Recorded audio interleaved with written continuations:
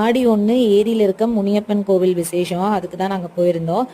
அங்கே வந்து கோழி அறுத்து பொங்கல் வைக்கணும். ஸோ அத்தை வந்து ஃபஸ்ட்டே போய் பொங்கல் வச்சுட்டு வந்துட்டாங்க. அதுக்கப்புறம் நாங்கள் எல்லோரும் போய் சாமி கும்பிட்டுட்டு கோழி அறுத்துட்டு அதுக்கப்புறம் தான் நாங்கள் வீட்டுக்கு வந்து சமைக்கவே ஸ்டார்ட் பண்ணோம். ஸோ இன்றைக்கி எங்கள் வீட்டில் வந்து ஒயிட் ரைஸ், சிக்கன் குழம்பு, chicken fry, mutton fry, egg இதெல்லாம் தான் ஸ்பெஷலு. ஸோ செம்மையாக சாப்பிட்டுட்டு ஆஃப்டர்நூனுக்கு மேலே நல்லா மழை வர மாதிரி இருந்துச்சு. சரி தோட்டத்துக்கு போய் பார்த்துட்டு வந்துடலாம் அப்படின்னு போயிருந்தோம்.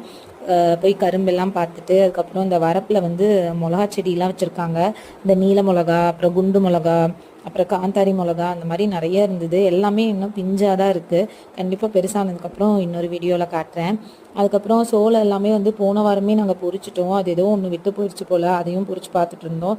அதுக்கப்புறம் நிறைய கொத்தவரங்காய் இருந்தது. கொத்தவரங்காய், பீக்கிங்காய் அதெல்லாம் எங்களுக்கு ஆல்ரெடி வந்து வீட்டில் பொரிச்சு வச்சுட்டாங்க. ஸோ இதெல்லாம் பார்த்துட்டு அப்படியே வீட்டுக்கு வந்துட்டோம். எங்களோட ஆடி 1 வந்து இப்படி தான் இருந்தது.